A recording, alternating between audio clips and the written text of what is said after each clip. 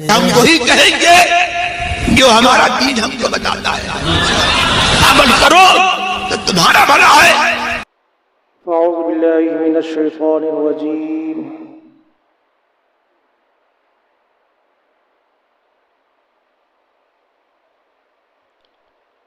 वइज़ा तल्लक़्तुमुन निसाअ फ़बलग़न अजलहुन्ना फ़ला तअज़ुलूहुन्ना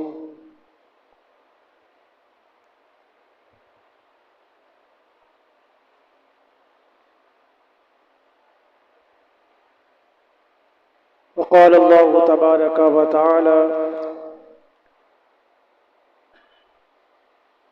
अयज़न अत्तलाक़ु मर्रतान फ़इम्साकुम बिमअरूफ़िन औ तस्रीहुम बिइहसान। आमन्तु बिल्लाहि सदक़ल्लाहु मौलाना अज़ीम व सदक़ रसूलुहुन नबियुल अमीनुल मतीनुल करीम व नहनु अला ज़ालिका लमिनश शाहिदीन वश्शाकिरीन वल्हम्दुलिल्लाहि रब्बिल आलमीन।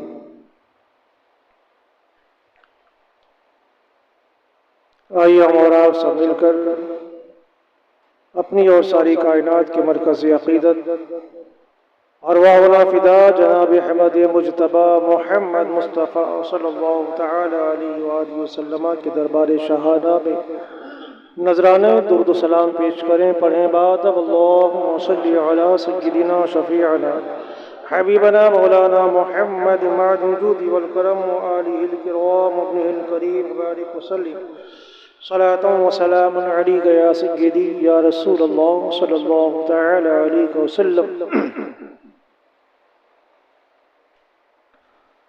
गुज़श्ता 2 जुमा से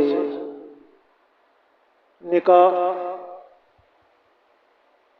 की फजीलतें, इस्लाम में निकाह की अहमियत और असर हाजिर में मुरवजा खुराफात के ताल्लुक से कुछ बातें बयान की गई थी। इसी सिलसिले को आगे बढ़ाते हुए अल्लाह तबारक व तआला ने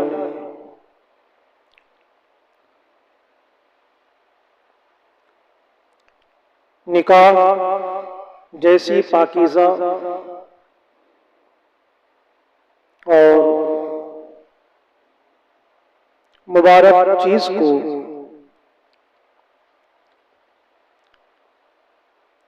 हम मुसलमानों को अता फरमाया।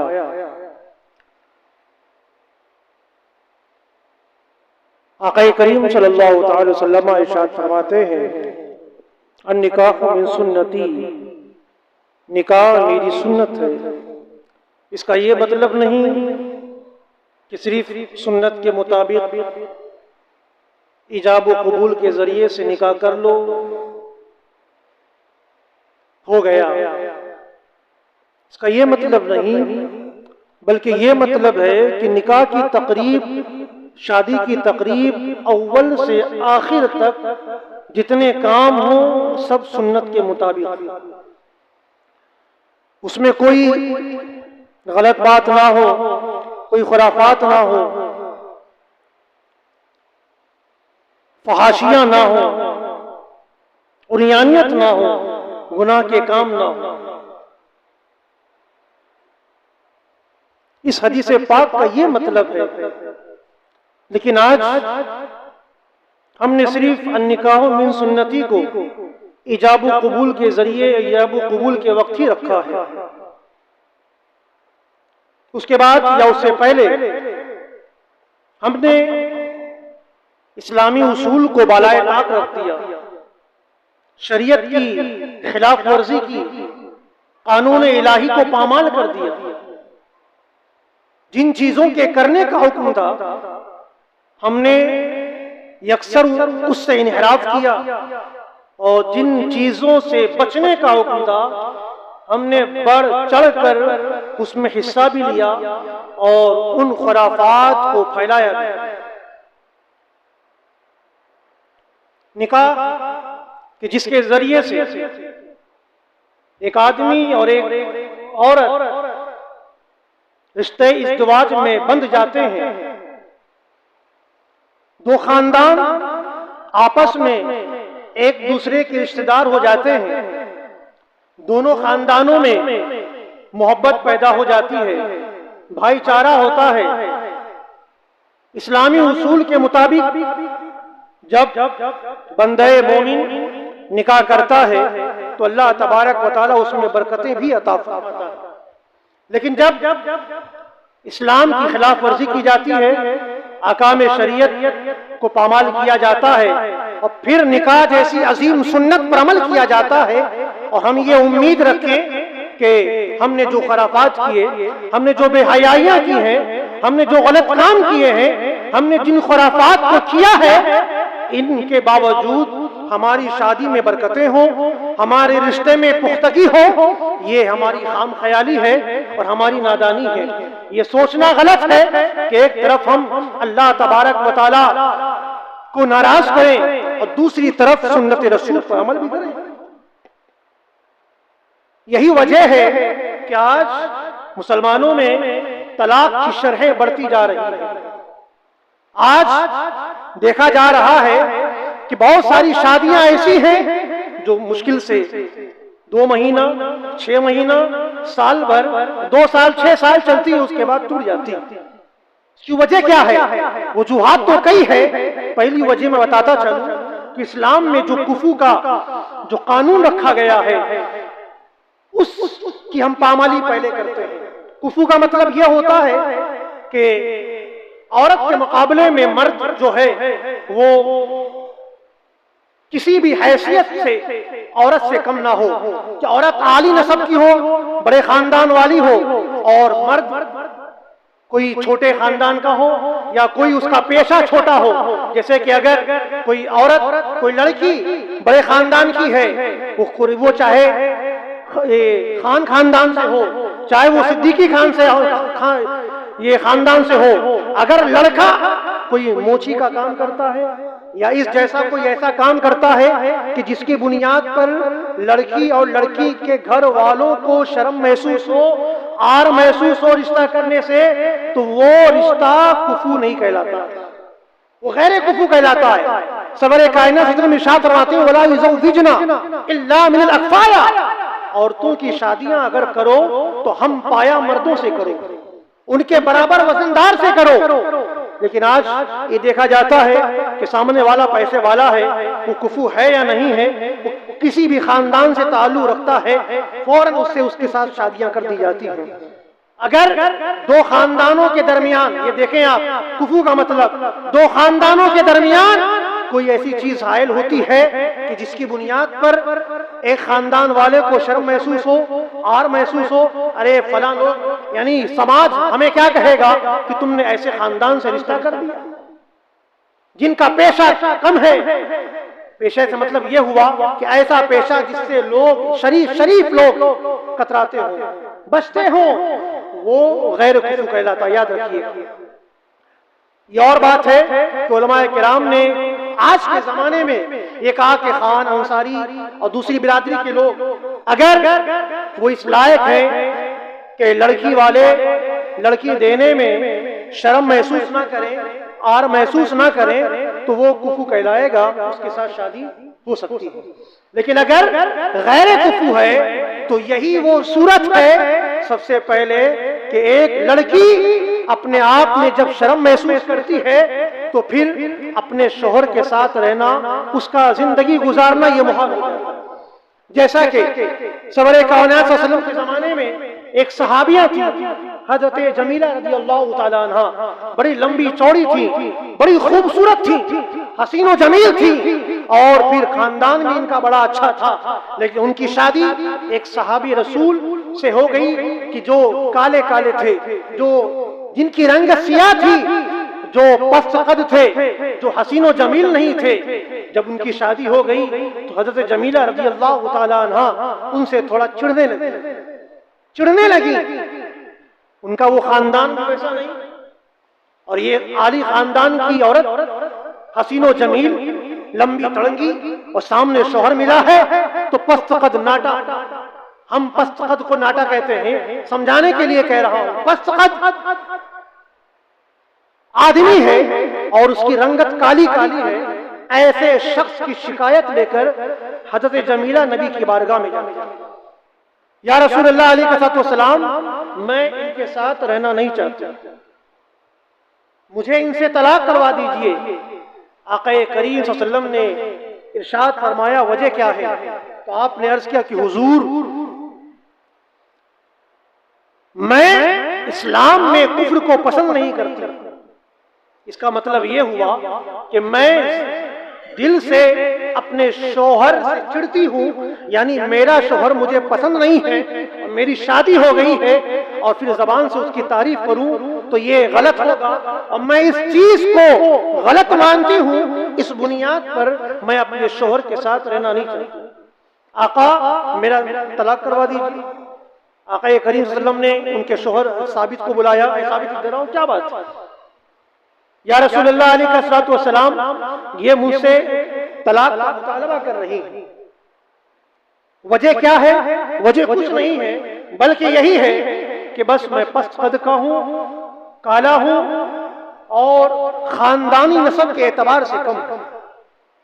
आका करीम सल्लल्लाहु अलैहि वसल्लम ने सहाबिया से पूछा, ऐ जमीला, ये तो बताओ, जो तुमको महर दिया गया था, साबित ने जो महर के तौर पर बाग दिया था, क्या तुम वो बाग लौटा दोगी? बाग लौटा दोगी? ये खुला की बात चल रही है यहाँ पर, क्या बाग लौटा दोगी? या रसूलुल्लाह अलैहिस्सलाम, हाँ मैं लौटा दूंगी। हज़रत जमीला सहाबिया है, वो कहती हैं, आका ये दीनदार भी है, बाखलाक भी हैं, ये चीजें अच्छी हैं, लेकिन मेरे में और इनमें बड़ा फर्क है।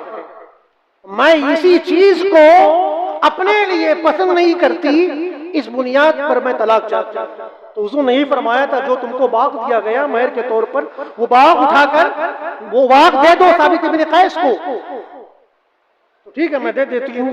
आका ने फरमाया, साबित, क्या तुम राजी हो अपना महर वापस लेकर अपनी बीवी को आजाद करने के लिए? या रसूलुल्लाह अलैहिस्सलाम, ठीक है मैं राजी हूँ। आका करीम सल्लल्लाहु अलैहि वसल्लम ने फरमाया, ठीक है, वह तल्लीका तत्लीकतन, एक तलाक दे दो, एक तलाक दे दो। तो उसी वक्त साहबी रसूल ने अपनी बीवी को एक तलाक, तलाक रजई दे दी। महर ले लिया, तलाक रजई दे दी।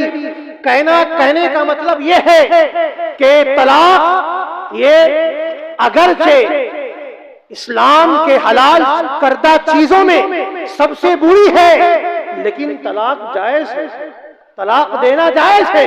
लेकिन आजकल के लोगों ने, आजकल के मुसलमानों ने तलाक को तो घर का घरौंदा बना लिया है, बच्चों का खेल का मैदान बना लिया है, और जब चाहे वो घर बनाए, जब चाहे तोड़ दे। तलाक ये इतनी आसानी के साथ नहीं दी जाती। अगर कोई उज़्र शरई है या गैर कुफू है, तो ऐसी सूरत में तलाक दी जा सकती है, वरना नहीं दी जा सकती।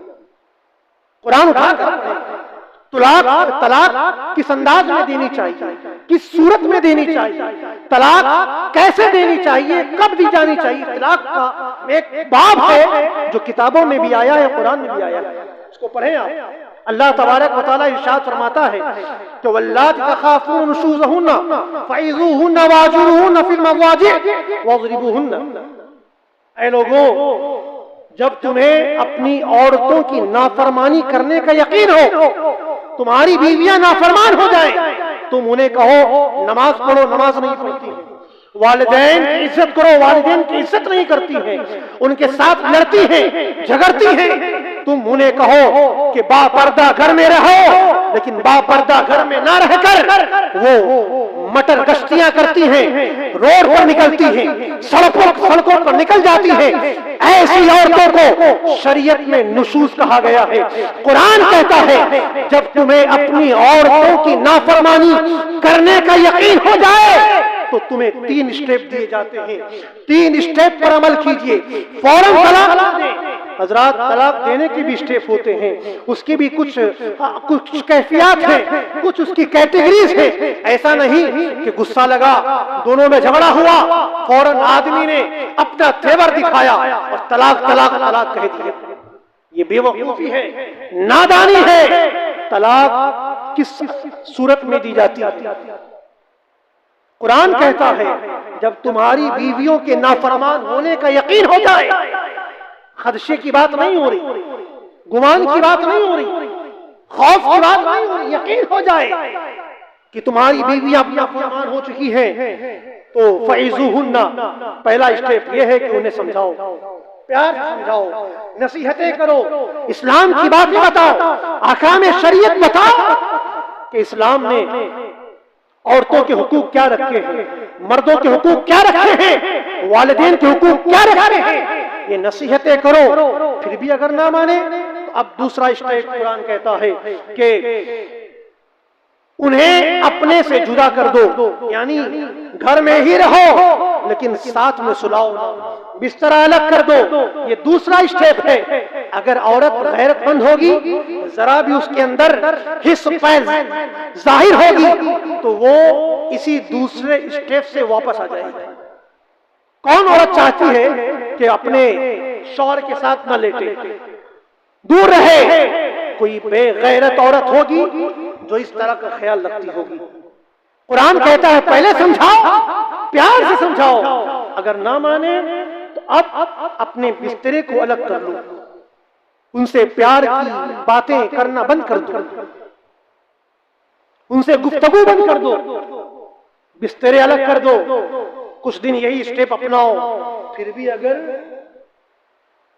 अपनी जिद, अपनी हकदर्मी के बावजूद वो शौहर के करीब नहीं आती, शौहर की फरमाबरदार नहीं बनती, अब तीसरा स्टेप कुरान कहता है और हमें अता करता है, वज़रिबूहुन्ना, फिर उसको मारो। मारने का हुक्म है, लेकिन मारने का हुक्म ऐसा नहीं कि जैसा आजकल के जाहिल एक भैंस की तरह अपनी बीवियों को पीटना शुरू कर देते।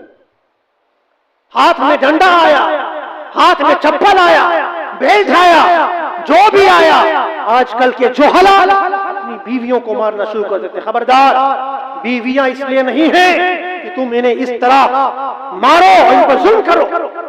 कुरान ने तीसरा स्टेप उस वक्त बताया है जब बीवियां नाफरमान हो जाती हैं, जब बीवियां अहकाम शरीयत पर अमल नहीं करती हैं, जब मियां और बीवियों में, मियां और बीवी में जब रहना दुश्वार हो जाता है, इस दुआदी जिंदगी में चिड़चिड़ापन पैदा हो जाता है, तो फिर ये तीसरा स्टेप कहता है कुरान, वज़रिबूहुन्ना, उसे मारो।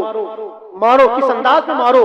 अब्दुल्लाह इब्ने अब्बास फरमाते हैं कि मारने का हुक्म जो दिया गया है, एक मिसवाक ले लो, या मिसवाक दतुन, एक मिसवाक ले लो, या मिसवाक जैसी कोई हल्की फुल्की चीज लो और फिर उससे 2-3 मारो।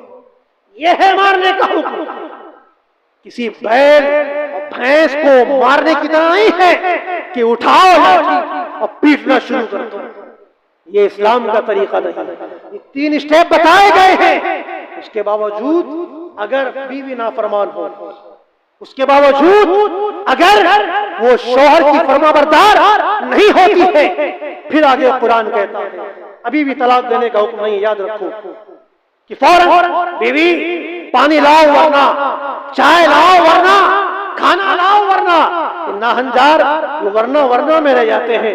कभी अगर बीवी सामने से कह दे नहीं तो वरना, तो बोलेंगे वरना वही लाओ, जो है वही लाओ। ये तो अच्छा है कि बीवियां नहीं कहती है ना, वरना इनका वरना निकल जाए। ये 3 स्टेप के बाद भी कुरान नहीं कहता कि तुम अपनी बीवियों को तलाक दो। दूसरी जगह कुरान कहता वाशिरुहुन्ना बिल मारूफ, अपनी औरतों को भलाई के साथ रखो, एहसान के साथ रखो। फ़इन करीहतुमुहुन्ना, बस अगर तुम्हें वो नापसंद हो, तुम्हारी बीवियां तुमको नापसंद हो किसी बुनियाद पर, कौन सा इंसान कामिल है सिवाय हमारे आका के? किस इंसान में कोई ऐब नहीं है? कोई ना कोई ऐब तो पाया ही जाता है, चाहे वो जाहिर जिस्मानी तौर पर हो, चाहे वो किरदार के एतबार से हो, कोई ना कोई ऐब पाया जाता हो। तो कुरान कहता है अगर तुम उन्हें नापसंद करते हो किसी बुनियाद पर, तो फिर भी कुरान देखो क्या दर्श देता है। आफासान तकरू शैया, तो बहुत सारी चीजें ऐसी भी होती हैं कि तुम जिसे नापसंद समझते हो, अपने लिए गलत समझते हो, अपने लिए बुरा समझते हो, वयजअलुल्लाहु फी खैरन कसीरा, अल्लाह तबारक व तआला उसमें भलाई रखे हुए है।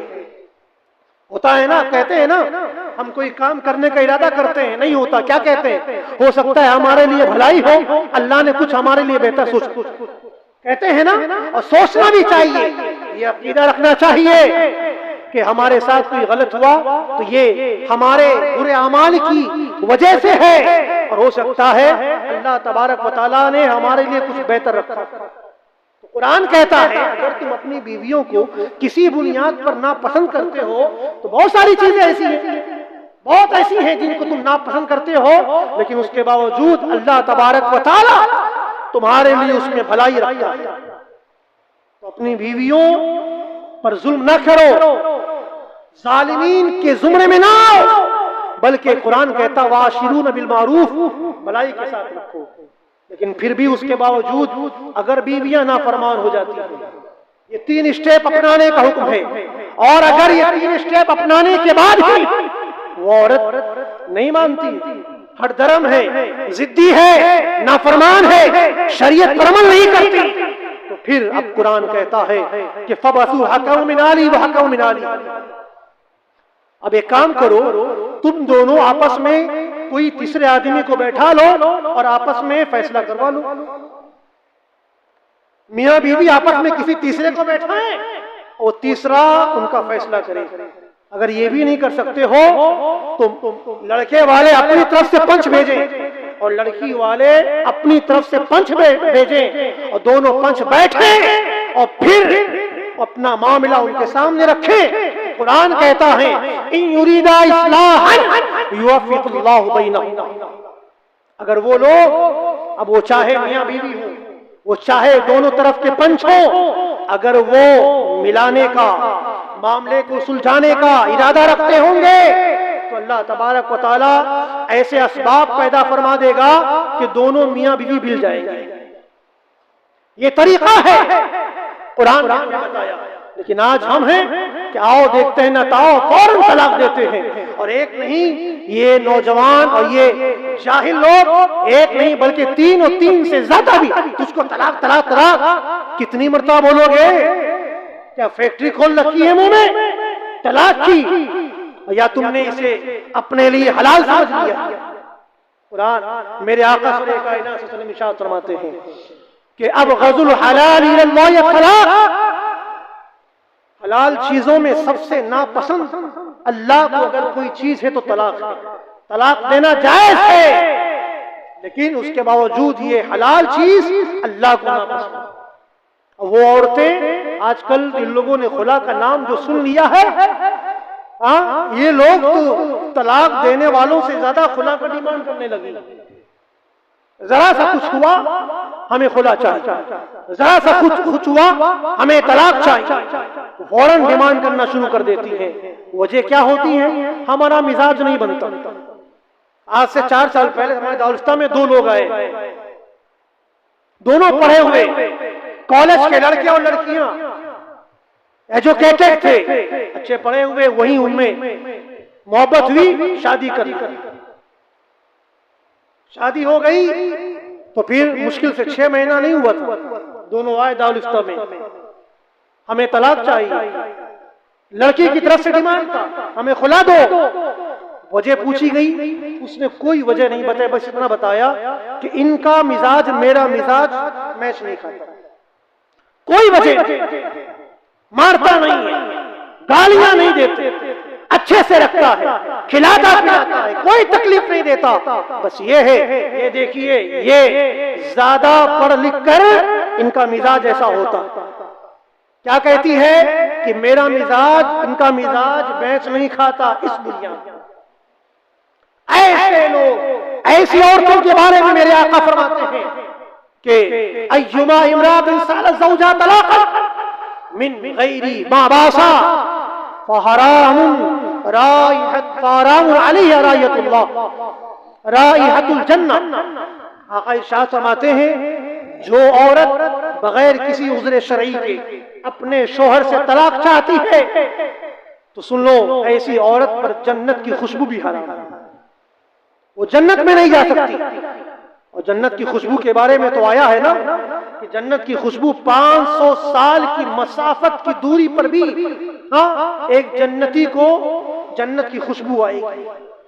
लेकिन ये ऐसी औरतें हैं जो थोड़ी थोड़ी बात पर तलाक और खुला का डिमांड करना शुरू कर देती हैं। ऐसे औरतों के बारे में आका फरमाते हैं फहराम अलैहि राइहतुल जन्नह, ऐसी औरतों पर जन्नत की खुशबू भी हराम। तलाक किस सूरत में है? जब कंडीशन खराब हो जाए, अब रिश्ता खुशगवार नहीं रह सकता, नौबत यहां तक पहुंच गई है कि अब मारपीट है, लोगों में इंतशार पैदा हो गया है। यहां तक के कुछ तो औरतें ऐसी भी होती हैं, कुछ मर्द ऐसे भी होते हैं कि एक दूसरे का गला भी काट देते हैं, एक दूसरे को जान से मार देते हैं। ऐसे लोग भी हैं। ये तो इस्लाम हमारा ऐसा मजहब है जो ना एकदम सख्ती का हुक्म देता है, ना एकदम आजादी देता है, दरमियानी फासला हमें अता करता है। और धर्म में देखोगे आप तो वहां पर तो तलाक का कोई नामो निशान नहीं है, और कहते हैं हमारा मजहब तो सबसे अच्छा। तलाक ये मुसलमानों पर जुल्म है माज़अल्लाह, ये हमारे मुसलमानों को वरगलाते हैं। अरे तलाक तो अल्लाह ने जो रखी है ये हमारे लिए हलाल भी है। और अगर जब रिश्तों में कड़वाहट आ जाए, दो लोगों में, दो खानदानों में जब खुशगवार के हालात खत्म हो जाएं, तो फिर ऐसी सूरत में ये तलाक हमारे लिए नेमत बन जाती है। तुम्हारे में क्या है? एक मर्तबा शादी कर ली तो जिंदगी भर उसी शराबी के साथ रहना, जिंदगी भर उसी जुआरी के साथ रहना, जिंदगी भर उसी जिना करने वाले के साथ रहना होगा, जिंदगी भर तुम्हें ऐसे लोग के साथ रहना होगा। तुम तलाक नहीं ले सकते हैं। आज भी ऐसे जब इस्लाम के इस तलाक और खुले के कानून को तरक्की याफ्ता मुल्कों ने पढ़ा है, यूरोप के लोगों ने पढ़ा है, उनके पास भी तलाक का कोई कानून न था, खुला का कोई कानून न था। इस्लाम के तलाक और खुला के कानून को देखकर यूरोप के लोगों ने अपने अपने गवर्नमेंट में, अपने अपने मुल्क में तलाक और खुला का बाज़ाब्ता कानून बनाया। क्यों? क्योंकि अगर एक आदमी जालिम निकल गया, जुआरी निकल गया, तो अब औरत जिंदगी भर मजलूम बन के रहे, उसी चक्की में पिसते रहे, उसको जिंदगी भर रहना, कितना भी मारे, कितना भी पीछे, कितना भी जुल्म करे, कहीं और नहीं जाना। क्या औरत पर जुल्म करने के लिए औरत को पैदा किया गया था? क्या औरत तुम्हारे निकाह में आई इसलिए ताकि तुम उस पर इस तरह जुल्म करो कि मारो पीटो? औरत इसलिए नहीं आई थी, निकाह इसलिए नहीं किया जाता। जमाने जाहिलियत में एक आदमी था जो अपनी औरत को तलाक देता, फिर इद्दत गुजरते गुजरते फौरन अपने निकाह में रजत कर लेता, फिर तलाक देता, फिर रजत कर लेता, फिर तलाक देता, फिर रजत कर लेता, और कहता मैं जिंदगी भर तेरे साथ ऐसी करूं, तुझे तलाक नहीं दूंगा। और उस वक्त तक तलाक रजई का हुक्म नहीं आया, कुरान में आयत करीमा नहीं उतरी थी। वो कहता था, जुल्म करता था उस पर कि मैं तेरे साथ ऐसे ही रहूंगा और तुझको पूरी जिंदगी ऐसे रखूंगा, तो ये तलाक न दूंगा। तलाक दे देता, रजत फिर कर लेता, फिर तलाक देता, इद्दत गुजरती नहीं थी उसके पहले रजत कर लेता। इद्दत गुजर जाए तो फिर तलाक तो पड़ी जाएगी ना। अगर इद्दत ना गुजरे तो उसके पहले रजत कर सकते हैं, अभी बताता हूं इंशाअल्लाह। तो वो ऐसे ही करता था। तो आक़ा करीम सल्लल्लाहु अलैहि वसल्लम की बारगाह में वो औरत आई शिकायत लेकर, या रसूलुल्लाह अलैहिस्सलाम, ये तो मेरे साथ इस तरह का मामला कर रहे हैं कि तलाक देते हैं, इद्दत गुजरने से पहले रजत कर लेते हैं और फिर उसी पर जुल्म भी करते हैं। आका कोई ऐसा नुस्खा अता करे कि मैं उससे छुटकारा पाऊं। आका करीम सल्लल्लाहु अलैहि वसल्लम ने फरमाया कि अल्लाह तबारक व तआला ने आयत करीमा नाज़िल फरमाई, अत-तलाक़ु मर्रतान, तलाक सिर्फ दो ही, यानी दो मर्तबा तलाक लो, फ़इम्साकुम बिमारूफ और तसरीहुम बिइहसान। या तो भलाई के साथ रोक लो, यानी तलाक रजई की बात है, या तो भलाई के साथ रोक लो या भलाई के साथ छोड़ दो। अब अगर हम उसको तलाक दे देंगे, जो जालिम है, जुल्म करता है, वो अपनी औरत को अगर तलाक दे देगा तो वो जुल्म से आजाद तो हो जाएगी ना, फिर चाहे जहां निकाह कर सकती है। तो इस्लाम ने तलाक को रखकर किसी औरत पर जुल्म नहीं किया, बल्कि जिनके उधर तलाक का कोई नामो निशान नहीं है वो अपनी औरतों पर जुल्म। यूरोप में भी ऐसी था। इन लोगों ने कहा कि ठीक है, चलो हम औरतों में तलाक रखेंगे, लेकिन वो औरत फिर जिंदगी में कभी दूसरे आदमी से शादी नहीं कर सकती। ये यूरोप का कानून। जब ये कानून बनाया कि औरत को तलाक दे सकते हैं, लेकिन वो औरत दोबारा जिंदगी में किसी से शादी नहीं कर सकती, अब तो एक तूफान बदतमीजी चालू हो गया। अब इतने खुराफात, इतनी बेहयाइयां पैदा हो गई कि माथा पकड़ के बैठ गए यूरोप वाले कि हमने क्या कर दिया। जाहिर सी बात है, अल्लाह ने हर इंसान के अंदर नफ्स रखा है, कहीं ना कहीं तो उसे सुकून मिलना चाहिए, इत्मीनान मिलना चाहिए, चाहे वो आदमी हो चाहे औरत हो। तो अगर जब औरतों के साथ ये जुल्म होगा कि उस पर पाबंदी होगी कि वो शादियां नहीं कर सकती, तो फिर क्या करेंगे? अपने दिल को सुकून कहां फराहम करेंगे? कहां अपने जिस्म को सुकून देने जाएंगे? क्या गलत काम करेंगे? ज़िना करेंगे? नाजायज काम करेंगी? इस्लाम ने इन चीजों की पाबंदी लगा दी और कहा है क्या लोगों, अत्तलाक़ मर्रतान, 2 मरतबा तलाक दे। अब तलाक दे, एक है तलाक रजई, एक है तलाक बाइन, एक है तलाक मुग़ल्लज़ा। तलाक रजई का मतलब यह होता है कि अपनी औरत को पाकी के जमाने में, यानी जब औरत को पीरियड जिस महीने नहीं आता, माहवारी नहीं आती, उस महीने में जिसमें औरत के साथ वो क्या मुकारबत उसने न की है, ऐसे जमाने में अपनी औरत को एक तलाक भी। तलाक रजई किसे कहते हैं? लफ्ज़े तलाक के जरिए से मैंने तुझे तलाक दी, ये एक तलाक रजई हुई, एक तलाक रजई हुई। अब अगर एक तलाक रजई इस महीने में दे दिया है तो अब 3 महीना वेट, 3 महीना गुजर गया तो उसी एक तलाक रजई से औरत जो है उस आदमी के निकाह से निकल जाती है। ये एक तलाक रजई से। और 2 तलाक रजई का मतलब ये हुआ कि आदमी फिर अगले महीने में, आने वाले महीने में, जिसमें औरत फिर पाक हो जाती है, नहा धोकर पाक हो जाती है, उस महीने पे फिर एक तलाक लफ्ज़े सरी के साथ, यानी मैंने तुझे तलाक दी, ये दूसरी तलाक रजई है। अगर लफ्ज़े तलाक के साथ आदमी बोलेगा तो तलाक रजई होगी, तलाक बाइन कभी नहीं होगी। कुछ लोग कहते हैं, यहाँ तक कि मौलवी भी कहते हैं कि 1 मरतबा तलाक बोल दिया तलाक रजई, 2 मरतबा बोल दी तलाक बाइन हो जाता है। ऐसे नहीं हो, बल्कि अगर लफ्ज़े तलाक के साथ अपनी औरत को तलाक दे रहा है, मैंने तुझे तलाक दिया, 1 बोले या 2 बोले, ये दोनों तलाक रजई होगी, याद रखिएगा। और तलाक बाइन कब होगा? तलाक बाइन उस वक्त होगा जब आदमी लफ्ज़े तलाक के साथ तलाक ना दे, बल्कि ये कहे कि मैंने तुझे आजाद किया, मैंने तुझे छोड़ दिया, और नियत ये रखे कि मैंने इसको तलाक दिया। अगर लफ्ज़ ये है, लफ्ज़ तलाक नहीं है, तो एक ही मर्तबा कहने से वो तलाक बाइन पड़ जाएगी। अब बगैर निकाह के वो अपनी औरत से शादी करीब नहीं कर सकता। यानी अगर आदमी चाहे कि अपनी औरत को करीब करे तो अब उससे निकाह करना पड़ेगा। और तलाक रजई में क्या है? बगैर निकाह के औरत को अपनी रजत में ले ले, औरत को अपनी रजत में ले ले। और रजत का सबसे अच्छा तरीका यह है कि 2 गवाहों को सामने रखे और इजाबु कबूल करे कि मैंने तुझे अपने निकाह में लिया, वो कहे कि मैंने तुझे अपने निकाह में दिया। ये रजत का सबसे अच्छा तरीका है।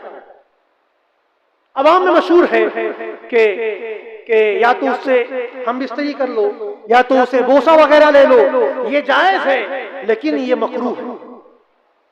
तलाक रजई में रजअत करने का जो तरीका है कि शहवानी नजर से उसे देख लो और उसे छू लो, या उसे बोसा ले लो, या फिर उसके साथ हम बिस्तरी कर लो, तो रजत हो जाती है।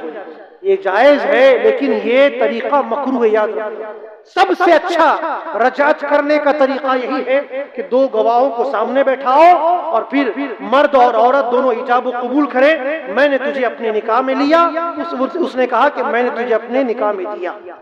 ये रजअत का तरीका। तलाक़ रजई हुआ, तलाक़ बाइन हो गया। अब तलाक़ मुग़ल्लज़ा, जो आजकल अक्सर मर्द देते रहते हैं, जब भी देते हैं तो यानी एक साथ 3 तलाक या 3 से ज्यादा दे देते हैं। अब वो चाहे एक महफिल में हो, यानी एक जगह हो बैठे बैठे, या फिर अलग अलग मर्तबा दिया हो। अगर 3 मर्तबा कह दिया, मामला खत्म, मामला वहीं से खत्म। लोग कहते हैं, अब यहाँ वहाबी जो है गैर मुक़ल्लिद, अब ये यहाँ पर अपनी चोंच लड़ाने की कोशिश करते हैं, शरीयत में दखल अंदाजी करते नहीं। एक जगह रहकर एक महफिल में अगर आदमी 3 या 10 कितनी मर्तबा भी तलाक दे दे तो एक ही पड़ेगी। अरे बेवकूफो, कोई अगर गोली मारे तुमको, एक गोली मारे तो 1 मर्तबा गोली लगेगी, 3 मर्तबा गोली तो क्या 1 ही मर्तबा लगेगी? 3 मर्तबा लगेगी ना। इतने बड़े बेवकूफ, तुमको इतना नहीं पता। ये और बात है, गोली लग रही है, तलवार का वार चल रहा है, हमला हो रहा है, तो वो हमला नजर आता है 3 मर्तबा, गोली 3 मर्तबा नजर आती है। लेकिन जब 3 मर्तबा तलाक किया जाता है तो तलाक तो पड़ जाती है, लेकिन नजर नहीं आती। यानी बात, 3 मर्तबा तलाक दो कि 3 तलाक पड़ जाएगी। वो अभी कहते नहीं, अरे बुखारी शरीफ उठाकर पढ़ लिया होता तो तुमको मालूम पड़ जाता कि 3 मर्तबा कोई तलाक दे दे तो तलाक मुग़ल्लज़ा हो जाता। ये शरीयत का कानून है। लेकिन और बात है कि आज मुल्क भारत में तलाक मुग़ल्लज़ा पर पाबंदी लगा दी गई, लेकिन शरीयत का जो कानून है वो अटल है। हम ये नहीं कहते कि तुम दो, बल्कि ये कहते हैं ना दो, किसी हालत में ना दो।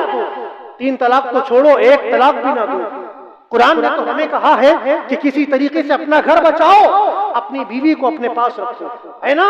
कि 3 तलाक की बात कहां से आ जाती है? 3 तलाक जहां दिया तुमने, वहीं पर शरीयत की पकड़ में भी आ जाओगे और गवर्नमेंट की पकड़ में भी आ जाओगे। इसलिए हमें सबको बचना भी है और ये तमाम मसाइल एक दूसरे को बताना भी है। इसमें से कुछ बातें अगर समझ में ना आती हो या ना आई हो या कुछ और समझना चाहते हो तो मेरे पास आकर तलाक के मसाइल को समझ लें, ये बेहतर रहेगा। वरना बहुत सारे होते हैं, अपनी औरत को आजकल तो एक वकील के जरिए से नोटिस भेजा जाता है, उसमें वकील अक्सर ऐसा होता है, वकील उसमें 3 तलाक लिखता ही लिखता है। अगर आपको नोटिस भेजनी ही है, रिश्ता खत्म ही करना है, अगर नोटिस भेजना है तो 1 तलाक की भेजो, तलाक रजई की, कि मैंने तुझे तलाक दिया, 2 या 3 की जरूरत ही नहीं। औरत तो 1 तलाक से निकल जाएगी, इद्दत गुजर जाएगा। तो 1 तलाक रजई दिया, 3 महीना गुजर गया, इद्दत खत्म। इद्दत खत्म तो निकाह भी खत्म हो गया। अब अगर उसी औरत से शादी करना है तो फिर निकाह करना पड़ेगा। जब औरत राजी होगी तब। यहाँ औरत की रजा जरूरी है, याद रखना। औरत राजी नहीं है तो फिर वो दोबारा तुम उस औरत से शादी नहीं कर सकते। वो चाहे तलाक रजई के तौर पर हो, चाहे तलाक बाइन के तौर पर हो, चाहे तलाक मुग़ल्लज़ा के तौर पर। याद रखिएगा। अल्लाह तबारक व तआला हम सबको अहकाम शरीयत पर अमल करने की तौफीक अता फरमाए और ज्यादा से ज्यादा मसाइल को सीखने की तौफीक अता फरमाए और हम सबको ईमान पर इस्तिकामत, ईमान पर खात्मा अता